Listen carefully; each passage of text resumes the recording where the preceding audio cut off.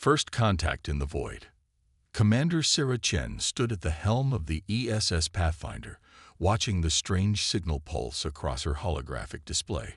After 15 years of deep space exploration, she thought she'd seen every natural phenomenon the cosmos could produce. This was different. "Dr. Rodriguez, what's your analysis?" She called to her chief scientist, who had barely left his station in the 3 days since they'd detected the signal. "It's artificially generated, Commander." "No doubt about it," Rodriguez replied, his eyes never leaving his screens. "The pattern repeats with mathematical precision every 42.7 minutes. But here's the fascinating part. It's using quantum entanglement as a carrier wave. We shouldn't even be able to detect it with our current technology. Yet here we are," Chen mused. The signal had led them to the edge of explored space, where the familiar constellations of home gave way to unknown stars. "And you're certain it's not one of ours?" "Impossible," Rodriguez shook his head. "This technology is centuries beyond anything humanity has developed. The quantum manipulation alone would require contact." Lieutenant Park's voice cut through the bridge. "Massive structure detected at bearing 047 Mark 012. It just appeared, Commander. Like it was there all along and we simply couldn't see it." Chen turned to the main viewport as the structure shimmered into view. It resembled a massive crystalline snowflake, each branch stretching at least 20 kilometers in length. The surface seemed to ripple with patterns of light that defied description. "Life signs?" Chen asked, keeping her voice steady despite her racing heart. "None that I can detect," Park responded. "But the internal volume is enormous. And," she hesitated, "something is scanning us." As if in response to Park's words, a voice filled the bridge, not through the comm systems, but seemingly from the air itself. "Greetings, explorers. We are the Axiom. You have passed the first test by detecting our beacon. The question remains, are you worthy of what comes next?" Chen exchanged looks with her bridge crew. First contact protocols had never covered anything quite like this. "I am Commander Sarah Chen of the Earth spaceship Pathfinder. We come in peace, seeking knowledge and understanding." There was a pause, and Chen could have sworn she felt something brush against her mind, like gentle fingers sifting through sand. "Truth in your words, curiosity in your thoughts, and courage in your hearts," the voice observed. "These are good beginnings. But there is more we must know before we share our legacy." A soft light enveloped the bridge, and Chen felt a subtle vibration through the deck plates.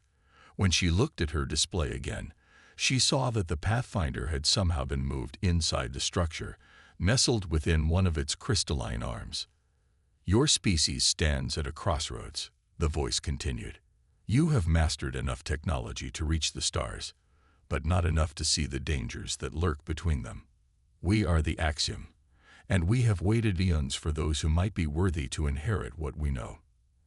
"And what exactly are you offering?" Chen asked, her diplomatic training kicking in.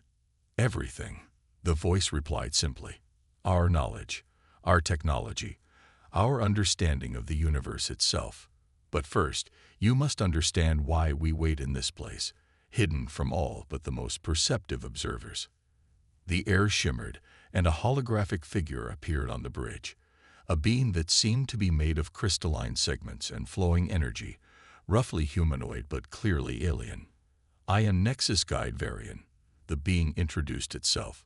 "Once, we were like you, explorers, seekers of knowledge. We built wonders and reshaped worlds. But we also attracted attention, the kind of attention that ends civilizations." Chen felt a chill run down her spine. "Are you saying there's something out there? Something dangerous?" "There is always something dangerous in the dark between stars," Varian replied. "But what we speak of is different. We call them the Void Hunters. They do not seek territory or resources. They hunt consciousness itself. Any species that achieves true awareness becomes their prey." Rodriguez stepped forward, his scientific curiosity overwhelming his caution. "But why? What do they want?" "To be unique," Varian answered. They believe they are the only species worthy of true consciousness. All others must be removed. The crystalline being's form rippled with what might have been emotion. We fought them for 1,000 years. When we could not defeat them, we hid ourselves, leaving behind tests and trials for other species who might one day be ready to stand with us. And you think we might be ready? Chen asked. We think you have potential, Varian corrected. Your species is young, but you have already shown remarkable adaptability. You solve problems in ways we would never consider. But potential is not enough. We must be certain. The crystalline being gestured, and new holograms appeared, strange symbols, and complex mathematical equations floating in the air. These are the beginning tests, Varian explained. Show us how your minds work. Show us if you can think beyond the boundaries of your current understanding. Show us if humanity is ready for the truth about what awaits in the darkness between stars. Chen looked at her crew, saw the mixture of excitement and apprehension on their faces. This was why they had joined Earth's space program, not just to explore, but to find something greater than themselves, something worth fighting for. We accept your challenge, Chen declared. Where do we begin? Varian's crystalline form seemed to brighten. You begin by proving that your species can overcome its greatest limitation, the belief that anything is impossible. Legacy of the stars. Dr. Marcus Rodriguez had never seen anything like the Axiom's knowledge repository. The vast chambers stretched beyond sight, filled with crystalline columns that pulsed with stored information. Each crystal contained millennia of scientific knowledge, cultural history, and technological advancement. Your storage methods are incredible, he said to Nexus Guide Varian, who stood beside him, the beam's crystalline form refracting light in mesmerizing patterns. But I don't understand. Why show us all of this now? Because time grows short, Varian replied, gesturing to a nearby crystal. It illuminated, projecting a three-dimensional map of the galaxy. Dark spots appeared across the spiral arms, moving like ink drops in water. The Void Hunters are stirring again. We have detected their scout vessels at the edges of your explored space. Commander Chen, who had been quietly observing nearby, stepped forward. How long do we have? Months, perhaps. No more than a year. Varian's form dimmed slightly. They move slowly at first, testing, probing. But when they strike, the map showed entire sectors of space going dark. Tell me about their weapons, Lieutenant Park asked from her station at a crystal terminal. The tactical officer had been absorbing everything she could about Axiom defensive systems. How do they overcome your technology? They don't overcome it, Varian explained. They turn it against us.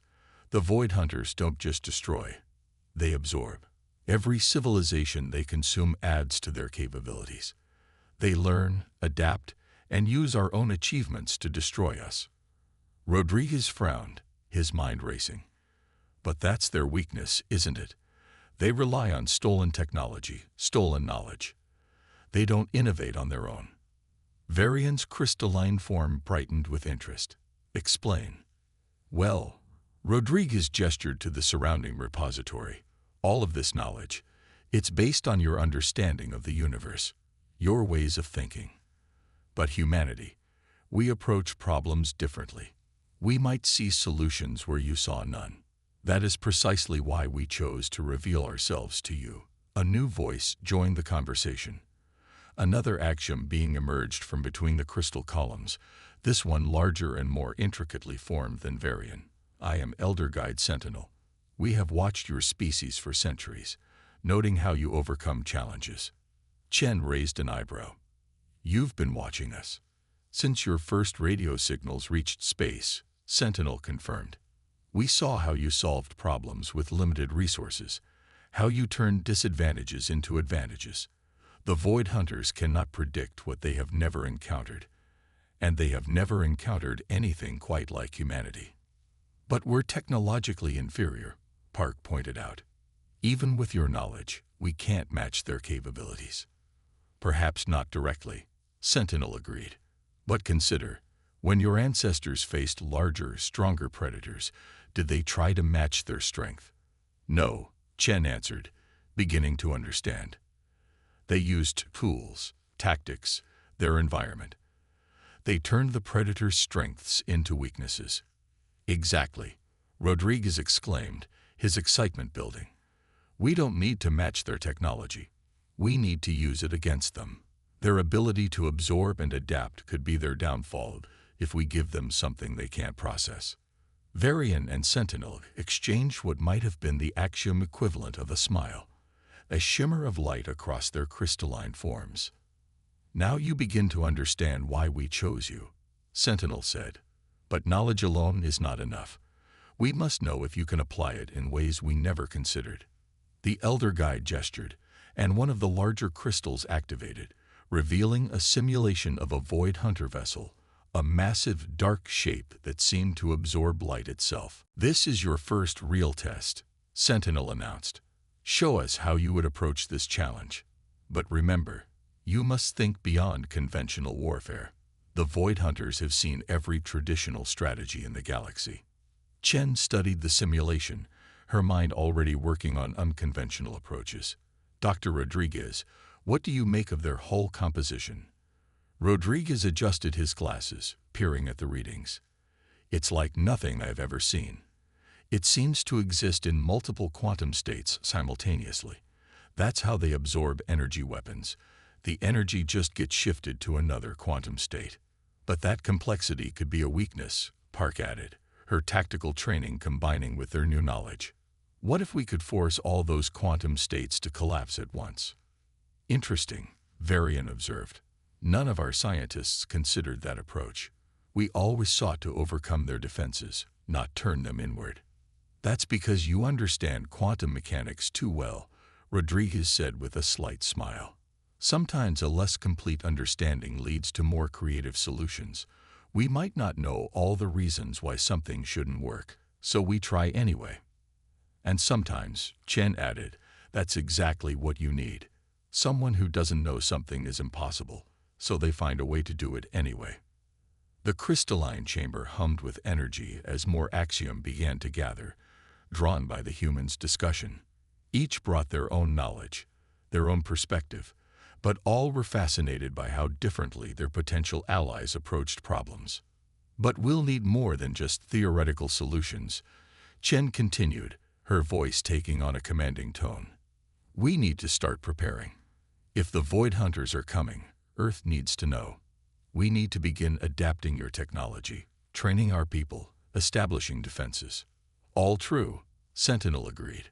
But first, there is something else you must see. Something we have kept hidden even from ourselves for millennia. The Elder Guide moved to a sealed section of the repository, its surface dark and inactive. What's in there? Rodriguez asked. The truth about the Void Hunters. Their origin. Their true nature. Sentinel's form dimmed to almost complete darkness. And why we fear you might be following the same path that created them. Proving our worth. The sealed chamber within the Axiom repository pulsed with dark energy as Elder Guide Sentinel prepared to reveal its secrets. Commander Chen felt the weight of history pressing down on them all. Before we proceed, Sentinel's crystalline form wavered. You must understand that what you are about to learn has broken stronger civilizations than yours. Are you certain you wish to continue? Chen looked at her crew members. Rodriguez nodded firmly, his scientific curiosity evident. Park's hand rested near her weapon, ready for anything. They had come too far to turn back now. We need to know, Chen said simply. The chamber's doors dissolved, revealing a space that seemed to defy physics. Inside, a single crystal floated in absolute darkness. Not the absence of light, but darkness as a tangible thing. The Void Hunters, Sentinel began, were once like us. Like you, they were the first species to achieve true quantum manipulation of consciousness. They found a way to digitize their minds, to transcend their physical forms. That doesn't sound so terrible, Rodriguez observed. No, it doesn't, Varian agreed. But they didn't stop there. They began to believe that consciousness itself was a finite resource in the universe, that only one species could truly achieve enlightenment. So they decided to eliminate the competition, Park concluded grimly. Worse, Sentinel approached the dark crystal. They decided to harvest it. Every civilization they destroy, every consciousness they absorb, becomes part of their collective. They believe they are preserving the best of each species they consume. Before Chen could respond, alarms blared throughout the station. Park's tactical console lit up with warnings. Multiple contacts, she reported. Emergence signatures at the edge of the system. Configuration unknown, but they're not void hunters. Pirates, Varian's form pulsed with concern. Scavengers who search for advanced technology. They must have detected our reactivation. How many ships? Chen demanded. 15 vessels, Park answered. Various sizes. They're moving to surround the station. Your vessel alone cannot defeat them, Sentinel stated. And our defensive systems require time to fully reactivate after millennia of dormancy. Chen smiled grimly. Then it's time to show you how humans handle being outnumbered. She opened a channel to her ship. All hands, battle stations. Dr. Rodriguez, what do we know about the station's current defensive capabilities? The main quantum cannons are offline, Rodriguez reported, studying the Axiom systems. But the basic power grid is active. We have shields, and his eyes lit up. Commander, I have an idea. It's crazy, but those are my favorite kind, Chen replied. What do you need? Over the next 10 minutes, as the pirate fleet approached, humans and Axiom worked together in a way neither species had anticipated. Rodriguez's crazy idea involved using the station's quantum shield generators in a way their designers had never intended. You want to create a quantum resonance cascade, Varian observed, watching the humans work, but the mathematics suggest that would be catastrophic. Only if you follow conventional quantum theory, Rodriguez explained, his fingers flying over the crystal controls. But what if we deliberately introduce chaos into the equation? Create a controlled uncertainty field. Park caught on immediately. Like a quantum smokescreen. They won't be able to get reliable sensor readings through it. More than that, Rodriguez grinned. When they try to scan us, their own sensors will create a feedback loop. The more they try to see us, the more confused their readings will become. This is not how these systems were designed to function, Sentinel noted, but there was a tone of fascination in the Elder Guide's voice. That's exactly the point, Chen said. The pirates will be expecting typical Axiom technology. They won't be prepared for human improvisation. The pirate fleet entered weapons range. Their first salvos splashed against the station's conventional shields as Rodriguez initiated his modified defense system. The effects were immediate and spectacular. The quantum resonance field expanded outward, its chaotic nature causing the pirates' sensors to return impossible readings.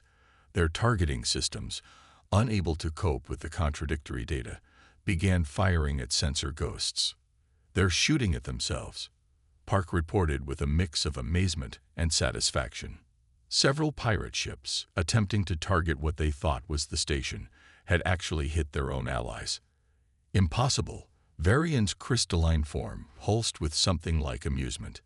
You've turned our most precise quantum measurement systems into a weapon of confusion.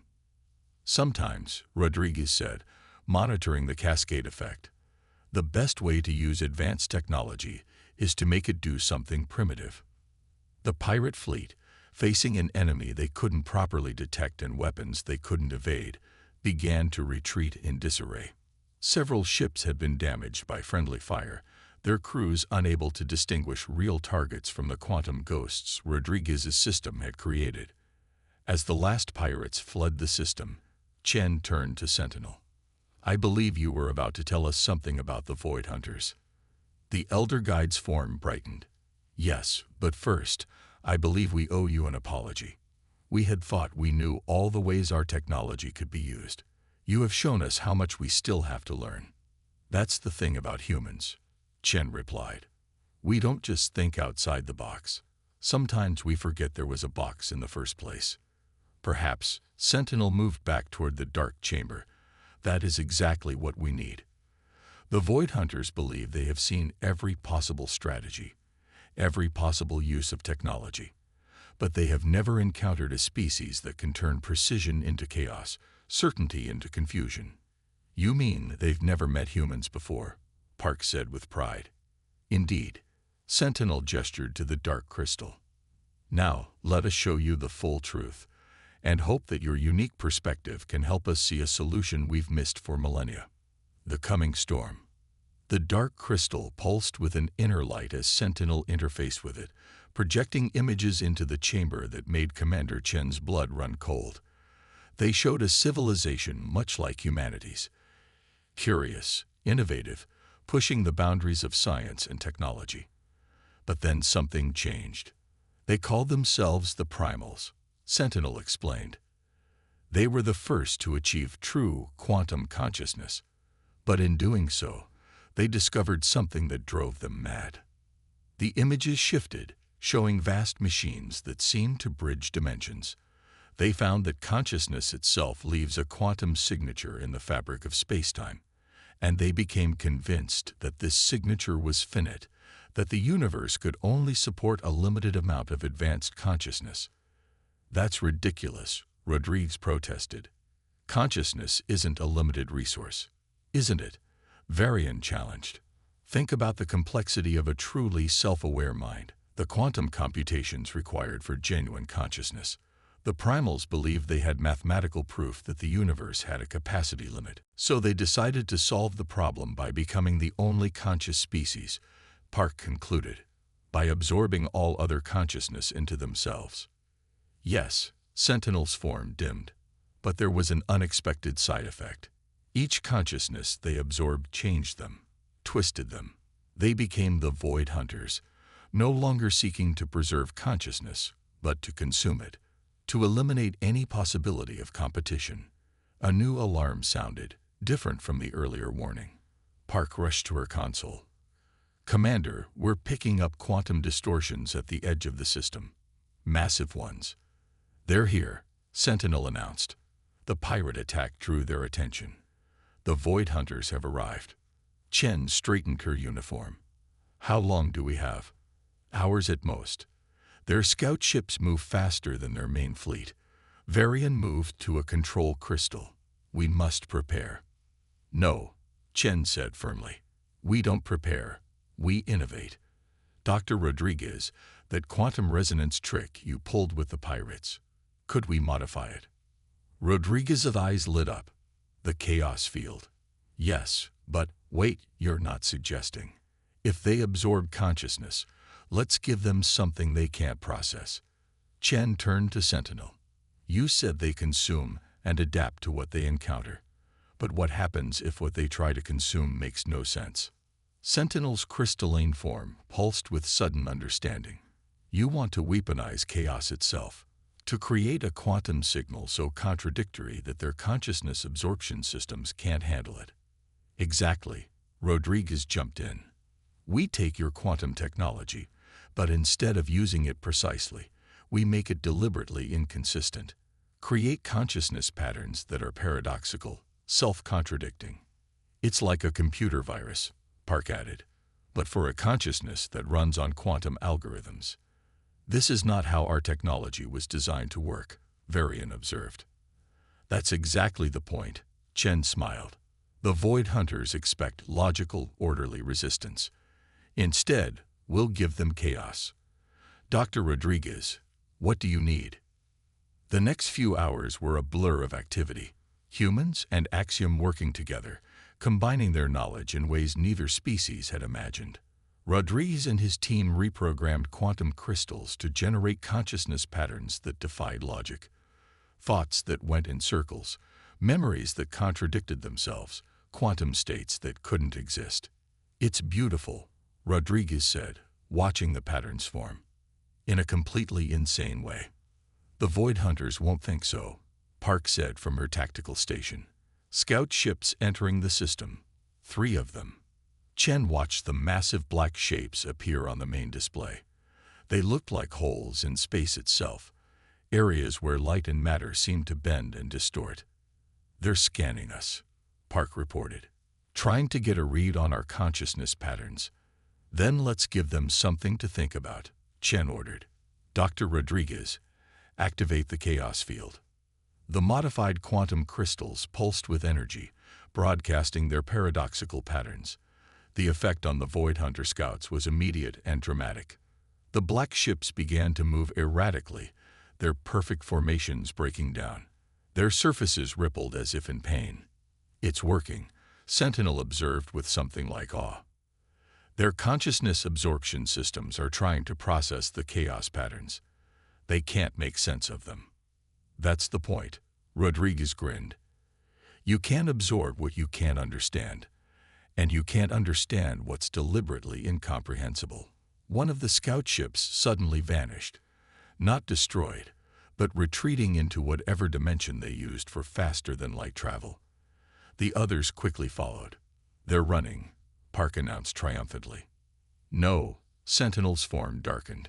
"They're reporting back. The main fleet will come now, and they will be prepared." "Good," Chen said firmly. "Because so will we. How many quantum crystals can we modify before they arrive?" "You want to expand the chaos field?" Varian asked. "I want to turn this entire station into a weapon of quantum confusion," Chen replied.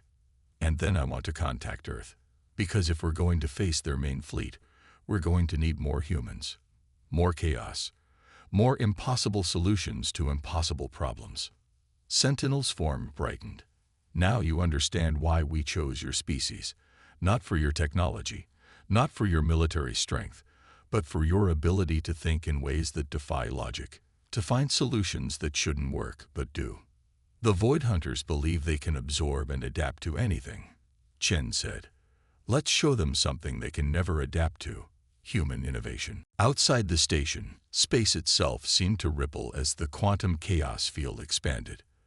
They had won the first round, but the real battle was yet to come. And somewhere out in the darkness between stars, the main fleet of the Void Hunters was approaching, about to encounter something they had never faced before: humanity at its most creative, its most chaotic, its most brilliant. Standing together, the main chamber of the Axiom station hummed with activity. 2 weeks had passed since their encounter with the Void Hunter scouts, and in that time, humanity had shown exactly why the Axiom's faith in them had been well placed. 3 Earth fleet carriers had arrived, bringing with them the best minds humanity had to offer. Engineers, physicists, and tactical experts worked alongside the Axiom, finding new ways to weaponize quantum uncertainty. "The main fleet is approaching," Park announced from her expanded tactical station. 57 capital ships detected. "They're different from the scouts." Commander Chen studied the readings. The Void Hunter vessels had evolved, their hull configurations shifting constantly, as if trying to prevent anyone from getting a clear scan. "They've adapted to uncertainty," Rodriguez noted, his fingers dancing over crystal controls. "They're trying to become as chaotic as our defenses." "But that's exactly what we wanted," Chen smiled. "Sentinel, are you seeing this?" The Elder Guide's crystalline form pulsed with understanding. "They think they're countering your strategy. Instead, they're making themselves vulnerable to our real plan." The real plan had been Rodriguez's latest inspiration. If the Void Hunters wanted to absorb consciousness, they would give them more than they could handle. Not just chaos, but ordered chaos. Patterns within patterns, each one leading to another in an infinite loop. "All ships report ready," Park announced. "Earth fleet is in position. The quantum resonance networks are synchronized." Chen nodded. "Begin transmission." Across the combined fleet, modified quantum crystals activated, but instead of broadcasting random chaos, they began transmitting something far more insidious: human creativity itself. Art, music, poetry, dreams, all translated into quantum patterns that looked orderly on the surface, but contained endless layers of meaning and contradiction. "They're responding," Park reported. "The Void Hunter fleet is. They're trying to absorb the patterns. On the main display, the massive black ships began to shift and change. Their surfaces rippled as they attempted to process and adapt to the quantum transmissions. "It's like trying to swallow the ocean," Rodriguez said, monitoring the energy readings. "They can absorb it, but they can't contain it. Every pattern they process leads to another and another. Their consciousness network is destabilizing," Varian observed. "They cannot maintain cohesion while processing so many layers of meaning." The first Void Hunter ship began to break apart, its structure unable to maintain integrity as its quantum consciousness systems overloaded. Others followed, their perfect black surfaces cracking to reveal chaotic energy within. "They're trying to retreat," Park announced. But it was too late. The quantum patterns had infected their consciousness network. Even as they attempted to flee, the endless loops of human creativity continued to replicate through their systems, creating cascading failures. "We didn't just give them chaos," Chen realized. "We gave them imagination, dreams, the infinite possibility of human thought. Concepts they cannot quantify or contain," Sentinel agreed. "You turned their greatest strength into their ultimate weakness." The remaining Void Hunter ships began to dissolve, their quantum consciousness networks collapsing under the weight of human creativity. They had sought to absorb and understand, but some things could not be reduced to mere data. As the last ship disappeared, leaving behind only scattered energy readings, Rodriguez turned to Chen. "Commander, we're detecting quantum signatures from multiple points across the galaxy. More Axiom stations are revealing themselves." Sentinel's form brightened dramatically. Other enclaves, awakening from stasis. They must have detected the Void Hunter's defeat. "Then the war is over?" Park asked. "No," Chen replied, looking out at the stars. "This was just one fleet. There will be more. But now we know how to fight them. Not with superior technology or greater numbers, but with something they can never truly understand: human innovation. And you will not fight alone," Sentinel declared. "The Axiom will stand with humanity. Together, we will show the Void Hunters that consciousness is not a finite resource to be hoarded, but an infinite frontier to be explored." Speaking of exploration, Rodriguez interjected, his eyes shining with excitement. "These readings from the battle. Commander, I think we accidentally discovered a new form of quantum communication. The patterns we created, they're still propagating through space, but they're carrying actual information." Chen laughed. "Leave it to humans to make a groundbreaking scientific discovery in the middle of a battle. Always innovating, aren't we? Even when we're fighting for survival." "That is why you were the right choice," Varian said. "Not because you are perfect, but because you never stop trying to be better. You face the impossible, and instead of retreating, you imagine new possibilities." Outside the station, the combined fleet of human and Axiom ships began coordinating their next moves. There would be more battles to come, more challenges to face. The Void Hunters would return, stronger and more adapted than before. But they would find a galaxy change. Humanity and the Axiom, creativity and wisdom, chaos and order working together. And perhaps in time, even the Void Hunters would learn that consciousness was not something to be consumed, but something to be shared and celebrated in all its infinite variety. Commander Sarah Chen smiled as she watched her crew work alongside their alien allies. The universe was vast and full of dangers, but it was also full of wonders.